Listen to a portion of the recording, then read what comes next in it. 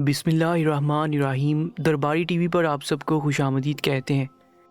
ربیع الاول کا مبارک مہینہ تھا۔ لنگر بنانا اور لنگر تقسیم کرنا میرے لیے ایک خوشی اور نیکی کا ذریعہ تھا۔ میں نے کبھی لنگر بنانے کے لیے ساتھ میں کسی کو شامل نہ کیا، ہمیشہ خود تنہا ہی لنگر بناتی اور پھر خود ہی اسے بانٹنے کا انتظام بھی کرتی، اور یہ سب کر کے مجھے روحانی خوشی ملتی تھی۔ میں ساتھ ساتھ اپنے شوہر کی مغفرت کے لیے بھی دعا مانگتی تھی۔ میں جو بھی کرتی اس سے اپنے شوہر کی بخشش مانگتی۔ میرے پاس ویسے بھی کرنے کے لیے زیادہ کچھ نہیں تھا، اس لیے میں اپنا سارا وقت ایسے ہی کاموں میں صرف کرتی تھی۔ جس انسان کا کوئی قریبی رشتہ بچھڑ جائے تو پھر وہ بہت زیادہ حساس ہو جاتا ہے، اور تنہائی تو ویسے بھی کسی انسان کو مار ہی دیتی ہے۔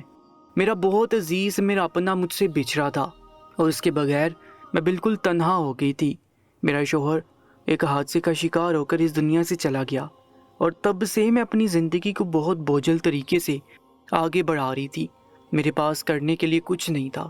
شوہر نے کچھ زمینیں میرے نام کی ہوئی تھیں، انہی سے جو پیسہ ملتا تھا میرا خوب گزر بسر ہو جاتا تھا۔ ایک اچھا خاصا گھر تھا جس میں سکون کی زندگی گزار رہی تھی، لیکن تنہائی کا ناگ مجھے ڈس رہا تھا، اور اسی تنہائی سے بچنے کے لیے میں کوئی نہ کوئی ایسا کام کرتی رہتی کہ جس سے میرے دل کو سکون ملے۔ اب بھی 12 ربیع الاول کا مہینہ شروع ہوا تو میں نے لنگر کا اہتمام شروع کر دیا۔ میں صبح سے شام تک خود سارا دن لنگر پکاتی، اور پھر شام کے بعد اپنے گھر کے پاس ہی لنگر کی تقسیم کا انتظام بھی کرتی۔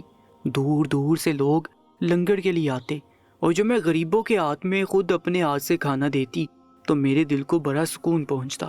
پہلی ربیع الاول سے میرا یہی معمول تھا، اور اس معمول کی وجہ سے میں رات گئے تک اتنا تھک جایا کرتی کہ بستر پر لیٹتے ہی میری آنکھیں بند ہونے لگتی، لیکن شوہر کی یادیں مجھے چین نہیں لینے دیتی تھی۔ میں عجیب سی تنہائی کو برداشت کر رہی تھی۔ شاید یہ میری عمر کا تقاضا تھا۔ میں 35 سال کی عورت تھی اور ابھی اتنی بوڑھی نہیں ہوئی تھی کہ میرے جذبات مر جاتے۔ پھر مجھے اپنے شوہر سے بے انتہا محبت بھی تھی۔ میں نے کبھی سوچا بھی نہیں تھا کہ زندگی کے کس موڑ پر مجھے اپنے شوہر کے بغیر گزارا کرنا ہوگا۔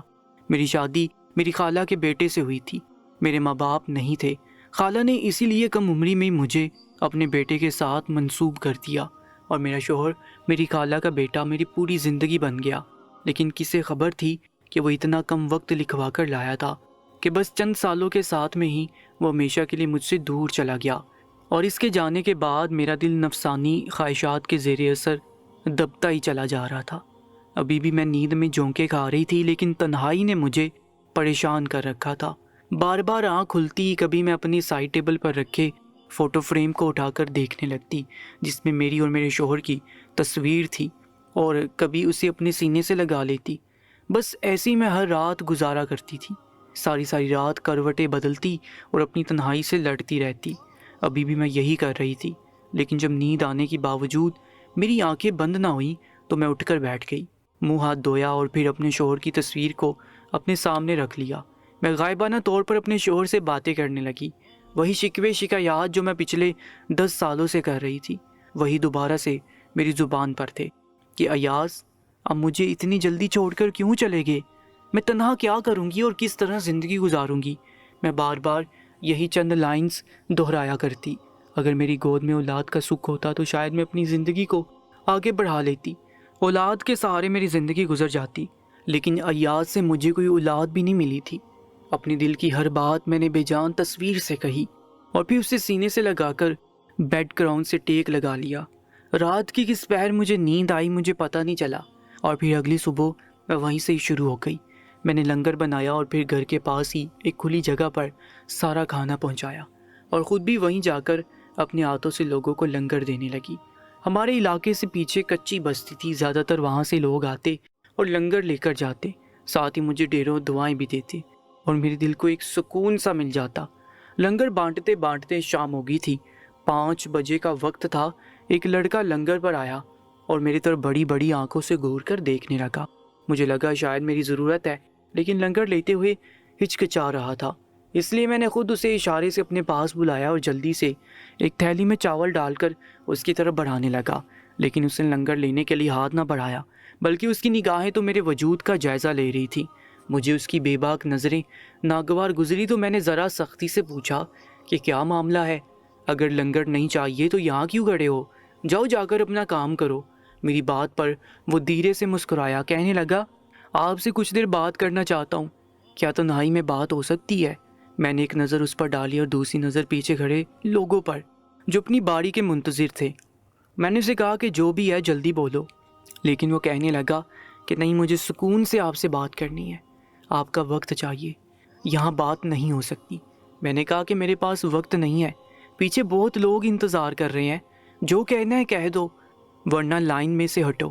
میری بات سن کر وہ لائن میں سے ہٹ گیا، لیکن واپس نہ گیا بلکہ ایک سائیڈ میں ہو کر کھڑا ہو گیا۔ میں دوسرے لوگوں کو لنگر دینے لگی اور وہ مجھ پر نظر جمائے کھڑا رہا۔ وقت گزرتا چلا گیا، مغرب کی اذانیں ہوئیں اور جب میں نے فارغ ہو کر یہاں وہاں دیکھا تو وہ کہیں نہیں تھا۔ نہ جانے وہ کہاں چلا گیا تھا، شاید میرا انتظار کرتے کرتے تھک گیا تھا۔ خیر، بڑا ہی عجیب پوری اسرار سا لڑکا تھا، اس کی نگاہیں تو مجھے اب بھی اپنے وجود پر محسوس ہو رہی تھی۔ میں نے اپنا سر جھٹکا اور اپنا کام کرتی رہی۔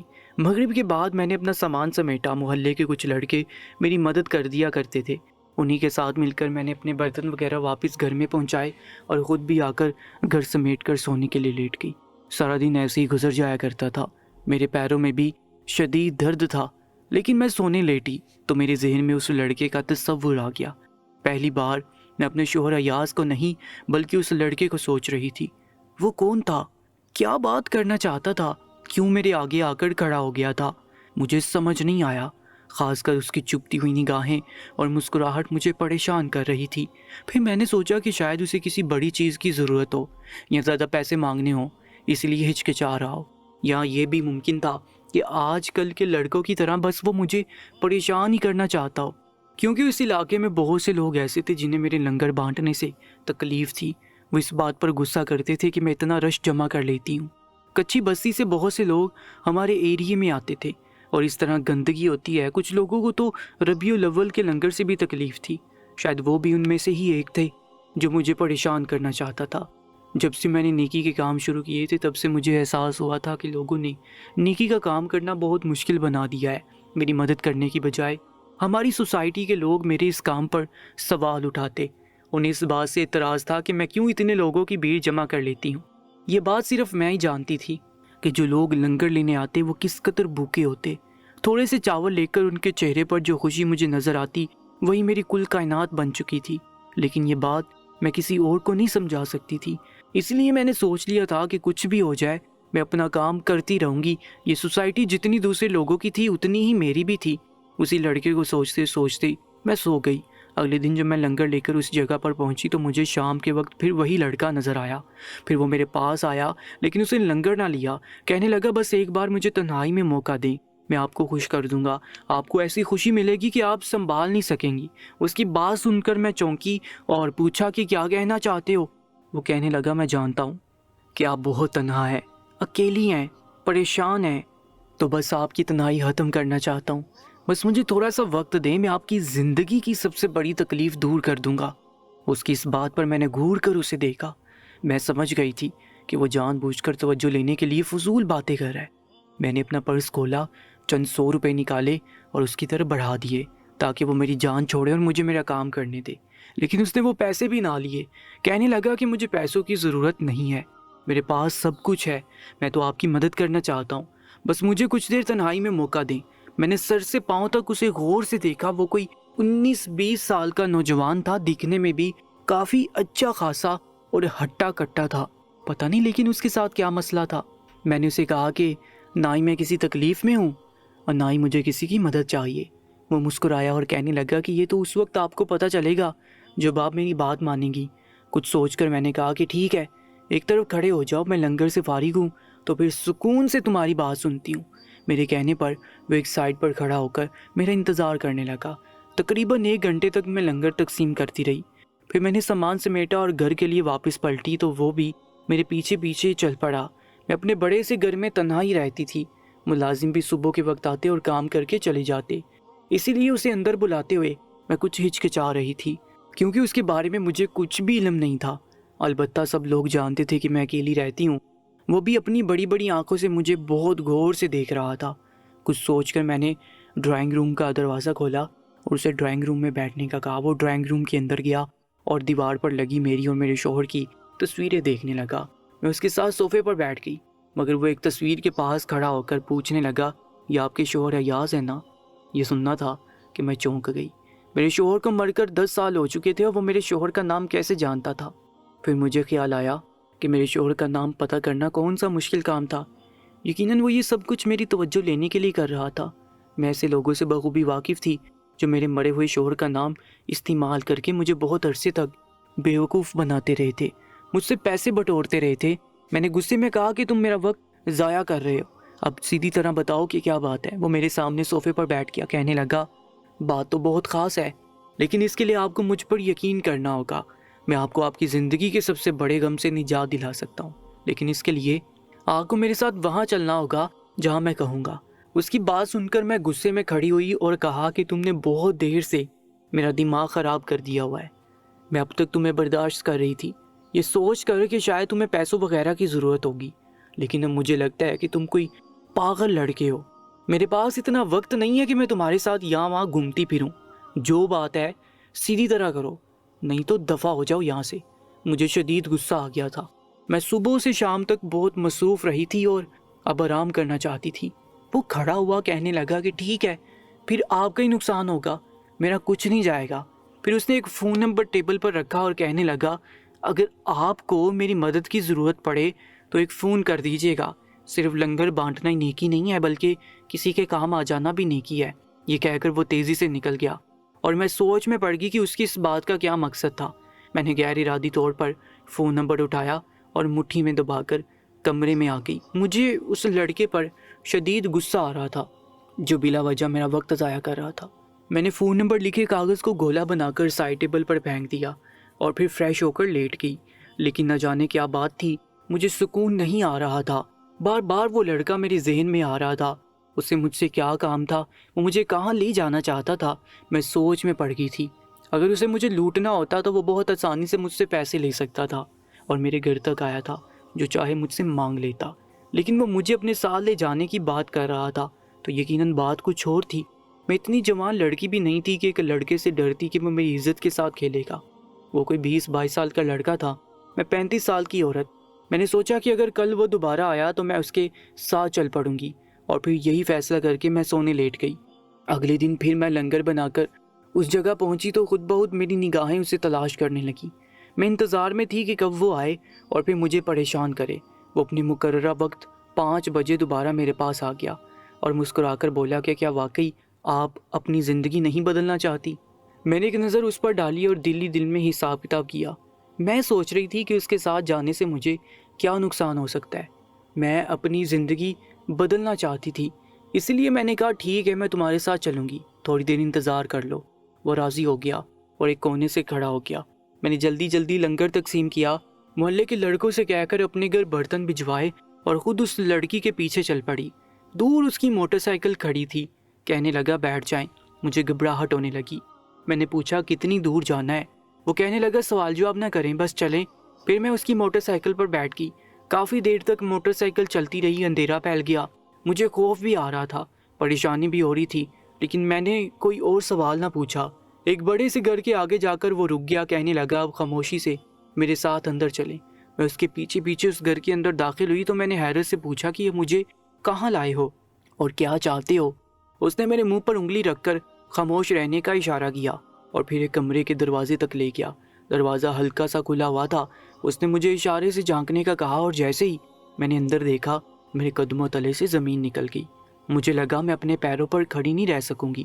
اس سے پہلے کہ میں چکرا کر گرتی، اس نے مجھے تھام لیا۔ میں اس کمرے کے اندر داخل ہونا چاہتی تھی، لیکن وہ مجھے کھینچ کر بنگلے سے باہر کی طرف لے آیا اور کہنے لگا پہلے میری پوری بات سن لے، اس کے بعد ہی شور شرابہ کریے گا۔ میں نے روتے ہوئے کہا یہ سب کیا ہے اور تم کون ہو؟ وہ کہنے لگا کہ میرا نام کامران ہے، میں بس آپ کی مدد کرنا چاہتا تھا۔ میں نے آپ کو بہت دنوں سے لوگوں کی مدد کرتے دیکھا، لنگر تقسیم کرتے دیکھا، اب مجھے بہت اچھی لگتی تھی، اور پھر مجھے آپ کے بارے میں سب کچھ پتہ چلا کہ آپ کس طرح بیوہ ہوئی، کہاں رہتی ہیں۔ اتفاق کی بات یہ تھی کہ آپ جس تکلیف میں زندگی گزار رہی تھی، آپ کو اس تکلیف سے نکالنے کا میرے پاس راستہ بھی تھا۔ میرے پاس وہ مرہم تھا جس سے میں آپ کے سارے زخموں کو ٹھیک کر سکتی تھی، لیکن آپ میری بات پر اعتبار نہ کرتی، اس لیے میں آپ کو خود یہاں لے کر آیا ہوں۔ اب آپ نے اپنی آنکھوں سے سچائی دیکھ لی ہے، باقی کا سچ میں آپ کو بتاؤں گا، میں نے ہکلاتے ہوئے کہا کہ کمرے میں تو ایاز میرے شوہر میرے ہاتھوں سے اندر کی طرف اشارہ کر رہی تھی۔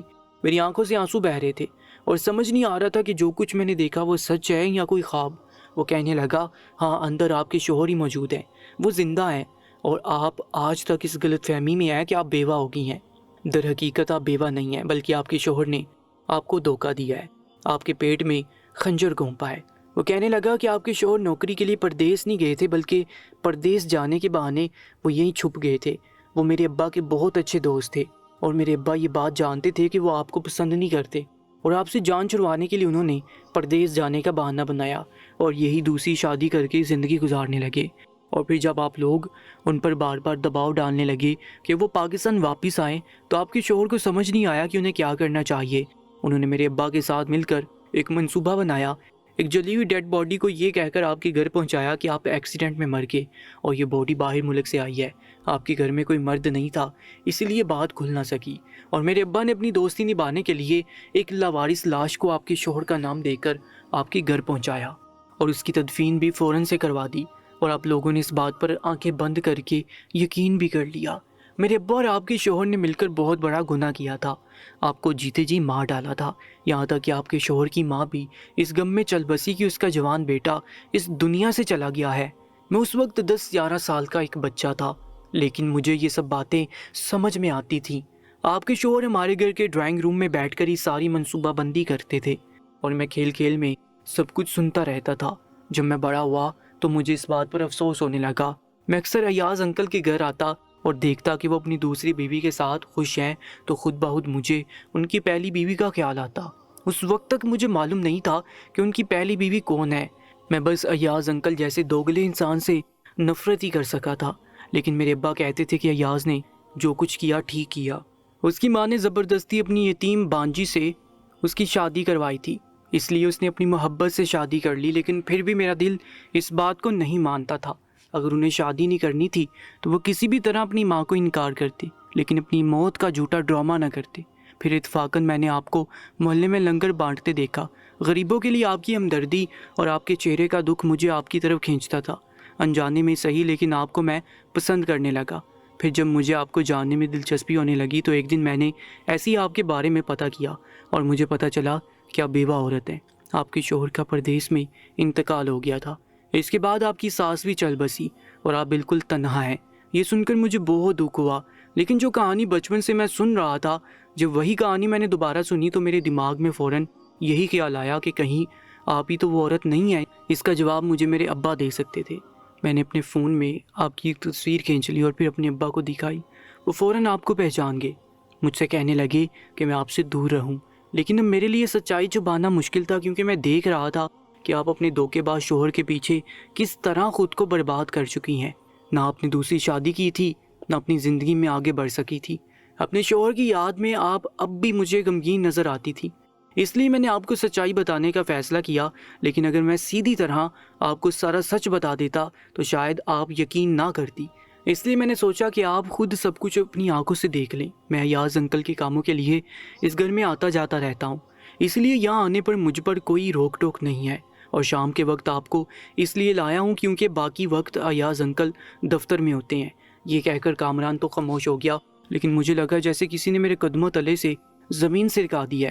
شادی کی وہ رات مجھے اب بھی یاد تھی جب میرا شوہر کمرے میں آیا تھا، لیکن وہ خوش نہیں تھا۔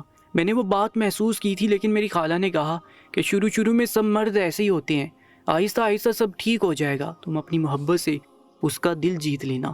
پھر شادی کے چند مہینوں بعد ہی ایاز نے پردیس جانے کی بات کی۔ یہاں ان کی کافی جائیداد تھی، زمینیں تھیں، لیکن وہ پردیس میں نوکری کرنا چاہتے تھے۔ وہ اپنی ماں سے لڑ جھگڑ کر پردیس گئے تھے۔ 3 سال پردیس میں گزار کر جب وہ واپس لوٹے تو ان کا رویہ میرے ساتھ بہت ہی مختلف تھا۔ شروع میں تو وہ بہت سخت مزاج تھے، لیکن پھر آخر کی چھٹیوں میں مجھ پر بہت محبت نچھاور کرنے لگے، اور یہی وہ پل تھے جنہیں میں آج تک یاد کرتی تھی۔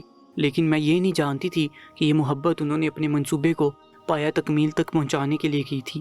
اگر وہ لڑ جھگڑ کر جاتے تو شاید میں ان کی موت کو قبول نہ کر پاتی، لیکن جس طرح کی محبت انہوں نے دکھائی تھی، اس کے بعد ان کا بچھڑ جانا واقعی میرے لیے ایک صدمہ تھا۔ میں نے تو کبھی سوچا ہی نہیں تھا کہ وہ محبت بھی جھوٹی تھی اور ان کی موت بھی۔ کامران کہنے لگا، ایک ایسے شخص کے پیچھے آپ کا رونا اور اپنی زندگی برباد کرنا جائز نہیں ہے۔ میں آپ کو سب کچھ بتا چکا ہوں، اب جیسے آپ کو ٹھیک لگتا ہے ویسے کریں۔ میں نے اپنے آنسو پونچھے اور کامران سے کہا کہ تم باہر میرا انتظار کرو، میں نہیں چاہتی کہ تمہارا نام آئے۔ میری بات مان کر وہ باہر نکل گیا اور میں دوبارہ اندر جا کر اس کمرے میں داخل ہو گئی جہاں میری بربادی تھی۔ میرا شوہر اپنی دوسری بیوی اور بچے کے ساتھ بہت خوشی سے ٹی وی دیکھ رہا تھا۔ مجھے دیکھتی وہ بری طرح اچھل پڑا۔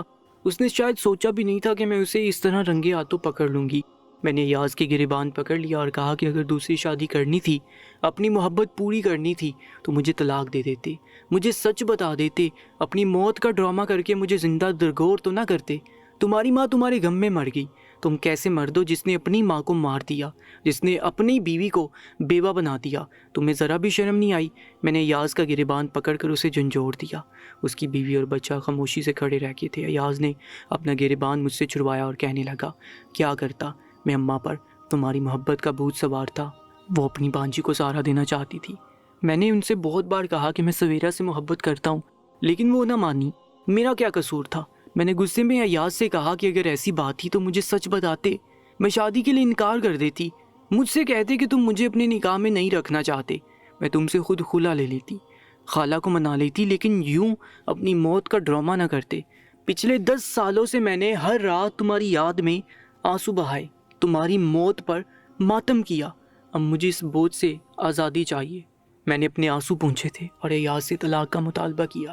ایاز نے مجھے کھڑے کھڑے طلاق دے دی۔ شاید 10 سال پہلے اسے یہی کرنا چاہیے تھا۔ میں نے ایک آخری نظر ایاز پر ڈالی تھی اور خاموشی سے اس گھر سے باہر نکل کر آ گئی تھی۔ کامران نے مجھے میرے گھر چھوڑا تھا، وہ مجھے تسلی دے رہا تھا۔ میں اس کی شکر گزار تھی جس نے مجھے سچائی کا آئینہ دکھایا تھا۔ اس کے جانے کے بعد میں واپس اپنے کمرے میں آئی تو اس قدر پھوٹ پھوٹ کر روئی کہ در و دیوار بھی رونے لگے۔ لیکن میں نے فیصلہ کر لیا تھا کہ یہ آخری رات ہے، اب اس کے بعد میں آنسو نہیں بہاؤں گی۔ اگلے دن میں پھر صبح کھڑی ہو کر لنگر بنا رہی تھی۔ میں نے اپنی زندگی کا مقصد چن لیا تھا۔ زمینیں میرے نام تھی، ان کا پیسہ میرے اکاؤنٹ میں آتا تھا اور میں اس سے غریبوں کی مدد کرنا چاہتی تھی۔ البتہ اس بات پر مجھے بہت افسوس ہوتا تھا کہ ایاز نے ایک بہت غلط حرکت کی۔ اس کی وجہ سے میں نے زندگی کے بہت سال ضائع کر دیے۔ کاش کہ وہ مجھے اپنے منہ سے سچ بتا دیتا تو یہ سب نہ ہوتا۔ آج 12 ربیع الاول کا دن ہے، میں لنگر بنا کر بانٹنے کے لیے نکل رہی ہوں، لیکن میرا دل ایاز کے غم سے چور نہیں ہے، بلکہ اس خوشی سے ممور ہے کہ میری وجہ سے بہت سے غریبوں کے چہرے پر مسکراہٹ آتی ہے۔ آج کی کہانی آپ کو کیسی لگی؟ کمنٹ سیکشن میں اپنی قیمتی رائے کا اظہار ضرور کیجیے گا۔ پچھلی ویڈیو کے کامنٹس میں جن لوگوں نے اپنے نام لکھے ہیں، میں آپ کو ان کے نام ریڈ کر کے بتاتا ہوں۔ اگر آپ بھی چاہتے ہیں کہ اگلی ویڈیو میں آپ سب کے نام ریڈ کروں تو اس ویڈیو کے کامنٹ باکس میں اپنا نام ضرور لکھیے گا۔ مرسلین کمنٹ کرتے ہیں آمین نائس، مرسلین کراچی سے ہیں۔ ذائشہ نور فیصل آباد سے کامنٹ کرتی ہیں کہ بھائی آپ نام تو لیتے نہیں ہیں۔ سائرہ وریم لکھتی ہیں گڈ سٹوری نائس بیوٹیفل۔ سید خادر لکھتے ہیں انٹرسٹنگ سٹوری۔ کوہاٹ سٹی سے لکھتے ہیں گڈ سٹوری۔ شبانہ انڈیا سے لکھتی ہیں گڈ سٹوری۔ اگر آپ بھی چاہتے ہیں کہ میں آپ کا نام اگلی ویڈیو میں ریڈ کروں تو اس ویڈیو کے کامنٹ میں اپنا نام اور اپنے شہر کا نام ضرور لکھیے گا۔